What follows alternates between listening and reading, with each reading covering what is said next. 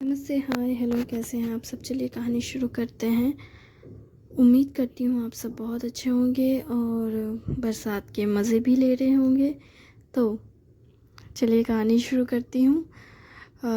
जहाँ बिपाशा और तापसी दोनों ही रो धोकर शांत हो रहे होते हैं और इधर डॉक्टर आयुष्मान बहुत घबराए हुए कार ड्राइव कर रहे होते हैं। वो सोच रहे होते हैं कि क्या मैंने फिर से कोई गलती की।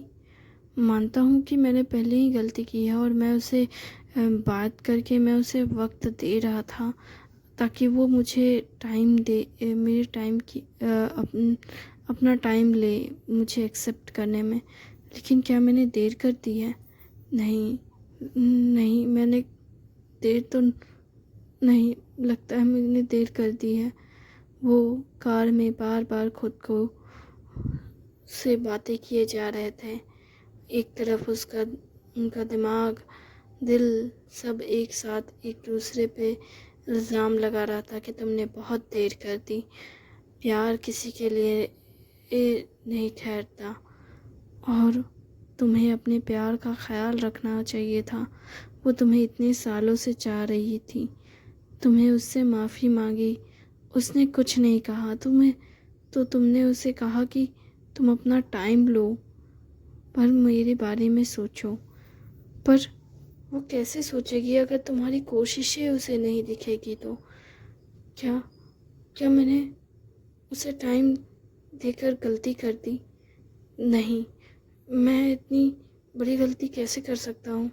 मुझे उसके पीछे पड़े रहना चाहिए था। मुझे उससे बात करते रहना चाहिए था।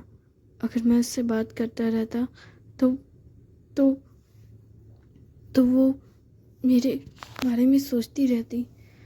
पर मैंने तो उसे कॉल और मैसेज में हर दिन हर रोज़ बात करने की कोशिश की और वो हर बार मेरे कॉल्स मैसेज इग्नोर करती रहती थी।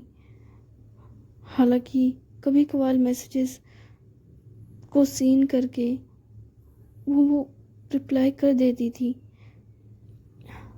पर मैं पूरी कोशिश करता था कि मैं उससे बात करूं। हालांकि मेडिकल रिलेटेड जो भी सवाल करता था वो उसका जवाब देती थी, लेकिन अगर पर्सनली कुछ कहता तो वो कोई जवाब नहीं देती। और वो ये सारी चीज़ें याद कर रहा होता है कि कैसे वो मैसेज में लिखता है कि एक पेशेंट है, उस पेशेंट का प्रेशर अप डाउन हो रहा है, तो मुझे क्या करना चाहिए। और उसके इस मैसेज को रीड करके डॉक्टर कहती हैं कि क्या तुम्हें इतना सा बेसिक नॉलेज नहीं है?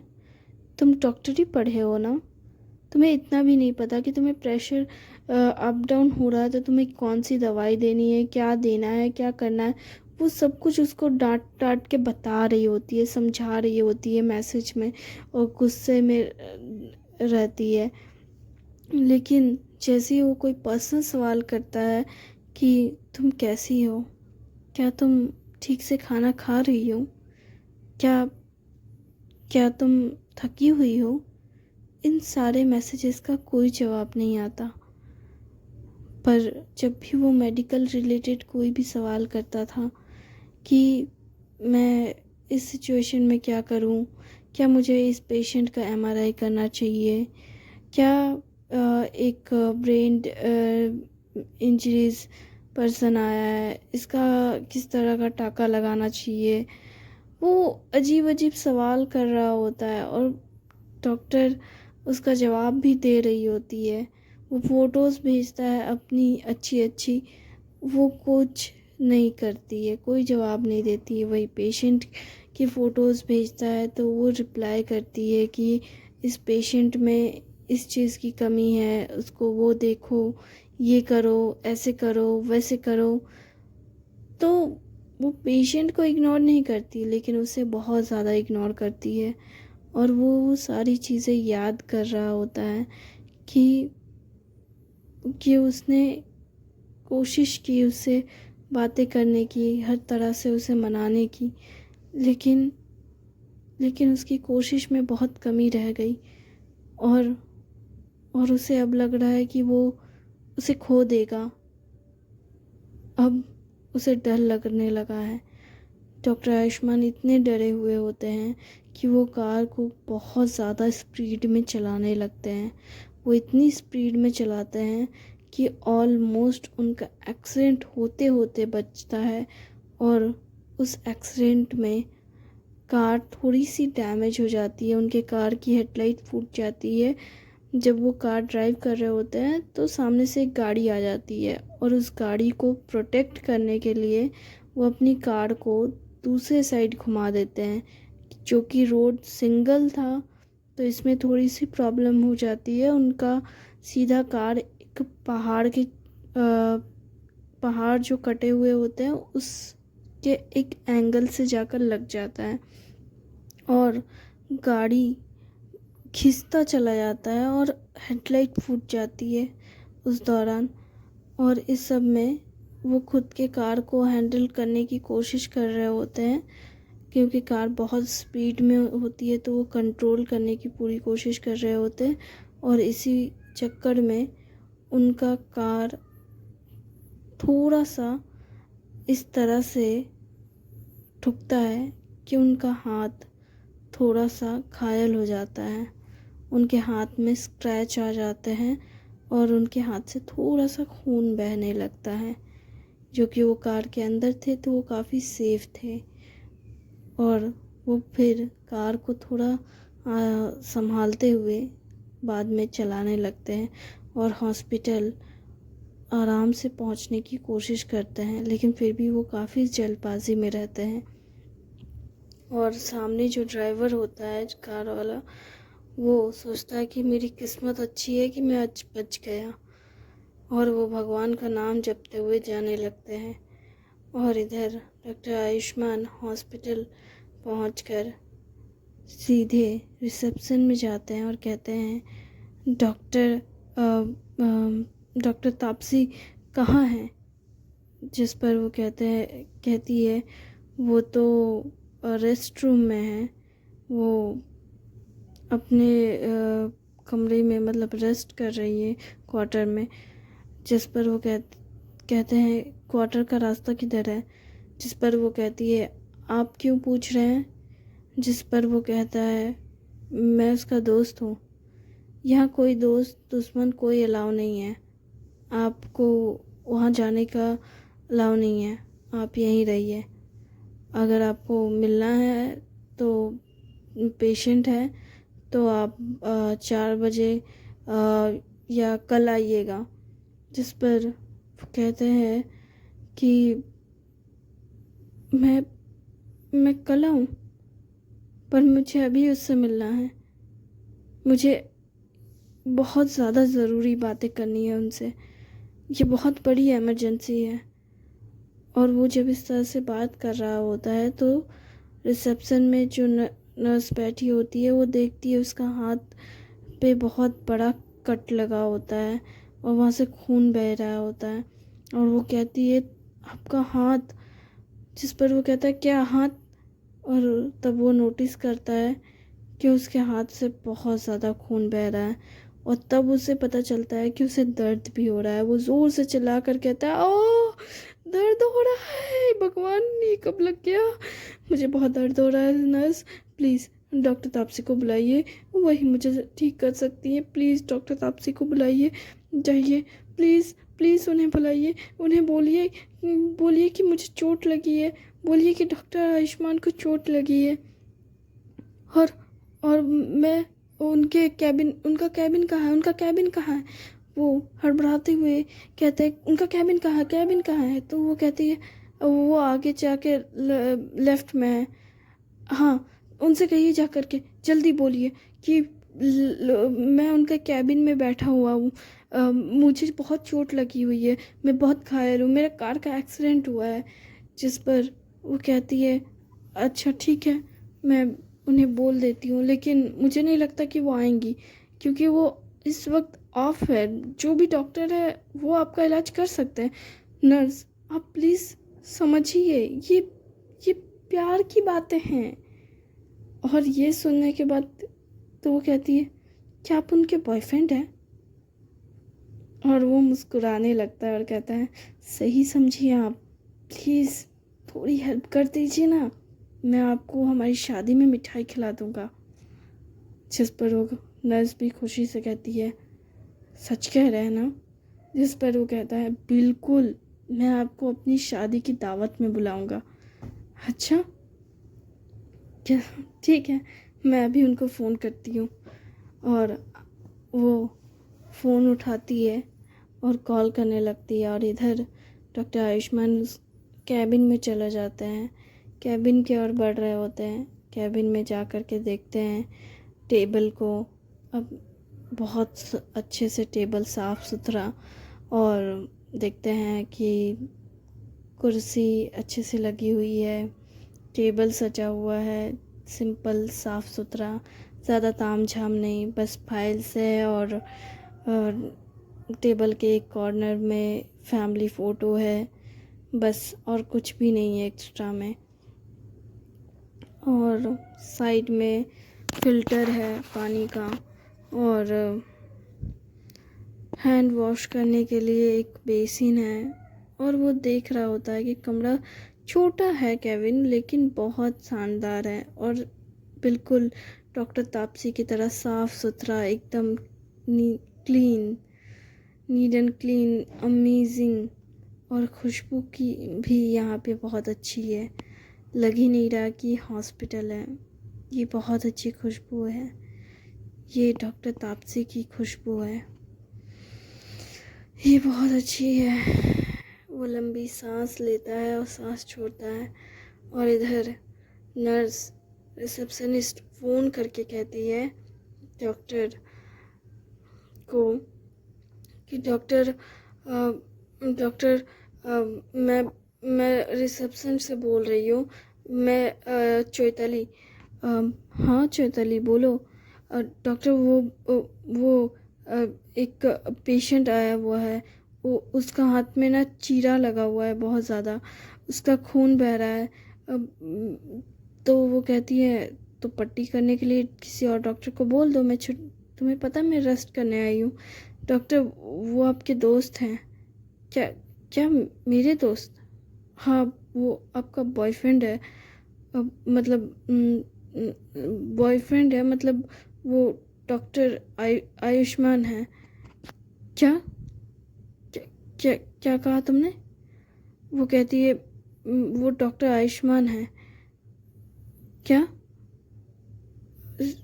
डॉक्टर तापसी, आपको मेरी बात सुनाई नहीं दे रही है? मैं कह रही हूँ कि डॉक्टर आयुष्मान आए हुए हैं, उनका एक्सीडेंट हुआ है, वो आपके कैबिन में आपका इंतज़ार कर रहे हैं। क्या तुम डॉक्टर बहुत देर तक शांत रहती है और सोचती है ये क्या बोले जा रही है। वो कुछ पल के लिए एकदम शॉक्ड होती है, जैसे उसे कुछ समझ ही नहीं आ रहा है उसे। वो तुरंत फ़ोन काटती है और भागकर अपनी कैबिन की ओर बढ़ने लगती है, और उसकी बहन भी पीछे से हैरान होकर कहती है, दी क्या हुआ, क्या हुआ, बताइए, अचानक से क्या जा रही हैं आप? वो कहती है, डॉक्टर आयुष्मान। और बस ये एक सेंटेंस सुनने के बाद, वो नाम सुनने के बाद डॉक्टर भागकर अपने कैबिन की ओर जाती है, और उसकी नाम को सुनकर तापसी के मुंह से बिपाशा सोचती है कि आखिर यह आदमी अचानक से, क्या वो यहाँ आया है? क्या क्या वो हमारी बात सुनकर यहाँ मेरी दी को मैनिपुलेट करने आया है? नहीं, बिल्कुल नहीं, वो आदमी यहाँ पे तो नहीं आ सकता। वो मेरी दी के साथ माइंड गेम नहीं खेल सकता, बिल्कुल नहीं। वो आदमी यहाँ पे तो नहीं, नहीं। लेकिन अगर वो यहाँ आया भी है तो मेरी दी इतनी घबराई हुई क्यों है? हाँ, इसमें घबराने वाली बात क्या है? और वो तो यहाँ पे आके आराम से बात कर सकती है। उसे क्या कुछ हुआ है न? और वो काफ़ी देर सोचती है और थोड़ी देर बाद उसका दिमाग चलता है बिपाशा का, और वो सोचती है ज़रूर एक्सीडेंट हुआ है। हाँ, मेरी ज़िंदगी में कुछ शांति से होता क्यों नहीं है? सबका एक्सीडेंट ही क्यों होता रहता है यहाँ पे? ओह गॉड। और वो भी थोड़ी देर बाद कमरे से बाहर निकलती है, क्योंकि अब जो कि कोर्ट का फैसला आ गया है, और कोर्ट जाने से पहले ऑलमोस्ट डॉक्टर तापसी सभी नर्स और डॉक्टर से अपनी बहन को इंट्रोड्यूस कराती है और कहती है ये मेरी बहन है जो इस अस्पताल में काफ़ी वक्त तक मेरे कमरे में रह रही थी। ये कोमा में थी और मुझे इसका इलाज करने के लिए मुझे कहीं इसे रखना था छुपा के, क्योंकि अगर किसी क्रिमिनल को पता चल गया तो वो मेरी बहन को जान से मार सकता था। इसलिए मैं अपनी बहन की सेफ्टी के लिए उसे इस अस्पताल में छुपा कर रख रही थी। उसके होश में आने के बावजूद भी मैंने आपको उनसे नहीं मिलवाया, पर अब जब वो कोर्ट जाने वाली है, अपनी गवाही देने वाली है, तो मुझे लगता है कि आप सभी को मेरी बहन से मिलवाना चाहिए। और तब पहली बार बिपाशा हॉस्पिटल के स्टाफ मेंबर से मिलती है और सारे डॉक्टर नर्स से मिलकर वो बहुत खुश होती है और सोचती है कि ये पहली बार है जब वो अपनी दी के किसी कलीग से मिल रही है, क्योंकि इससे पहले तो वो अपनी दी को सिर्फ काम करते हुए देखती थी, पढ़ते हुए देखती थी। उसके कोई ख़ास कलीग्स नहीं थे। वो कभी अपनी दी को काम करते हुए भी हॉस्पिटल में नहीं देखी थी ज़्यादा, क्योंकि वो कभी हॉस्पिटल गई ही नहीं अपनी दी के साथ या दी के लिए टिफ़िन वगैरह लेकर के। वो याद करती है जब दी कॉलेज वगैरह में पढ़ती थी और फिर जब वो डिप्रेशन में चली गई और उनका 1 साल का बैकलॉग लगा, तो वो किस तरह से टूट गई थी। उनका पढ़ाई अच्छे से नहीं हो रहा था, तो वो सारी चीज़ों की वजह से वो बहुत परेशान थी। बिपाशा याद कर रही थी उन सारी बातों को, उन सारी यादों को, और खुशी और दर्द के साथ अपनी बहन को ढूंढते हुए उसके कैबिन की ओर बढ़ती है, जहाँ पे वो सभी डॉक्टर और नर्स से मिली थी। वो कैबिन जो उसकी दी का है, वो तुरंत अपनी दी को ढूंढते हुए उस कैबिन की ओर बढ़ रही होती है, और वो बढ़ते ही जाती है और कैबिन के पास पहुंचती है। तभी उसे कमरे के अंदर से आवाज़ें सुनाई देती है जो उसकी दी की होती है, जहां उसकी दीदी डॉक्टर आयुष्मान को डांट रहे होते हैं। वो डॉक्टर आयुष्मान को डांटते फटकारते हुए कहती है कि तुम्हारी हिम्मत कैसे हुई खुद को चोट पहुंचाने की? ऐसा क्या हो गया था जो तुम इतनी स्पीड से गाड़ी चला रहे थे कि तुम्हारा एक्सीडेंट हो गया? क्योंकि डॉक्टर आयुष्मान जैसे ही डॉक्टर आयुष्मान पे जैसे ही डॉक्टर की नज़र पड़ती है, डॉक्टर तापसी की, तो वो पहले तो गुस्सा होती है कि तुमने एक्सीडेंट का ड्रामा करके यहाँ पे आए हो। हाँ, ड्रामा करने की भी एक हद होती है। पता है मैं कितनी डर गई थी? वो खुद को पहले उसको ठीक ठाक देखकर सुकून भी पाती है और साथ में उसे इस तरह के ड्रामे करने के लिए डांट भी रही होती है। लेकिन उसकी इस डांट को रोकने के लिए नर्स उधर से फर्स्ट एड बॉक्स लेकर आती है, फर्स्ट एड का सामान लेकर आती है और कहती है आ गई डॉक्टर, ये लीजिए, उनके हाथ में पट्टी कर दीजिए। वो पहले तो ये देख कर के फर्स्ट एड का सामान देख कर कहती है क्या हुआ है, तुम ये पट्टी लेकर क्यों आई हो? जिस पर वो कहती है आपने अभी तक चोट देखी नहीं? जिस पर वो कहती है चोट? इसे कहाँ चोट लगी है, ये तो ठीक ठाक दिख रहा है। जिस पर वो कहती है आपने उनका हाथ नहीं देखा? जिस पर वो कहती है हाथ? क्या हुआ इसके हाथ में? तभी वो हाथ आगे करके दिखाता है, ये हुआ मेरे हाथ में।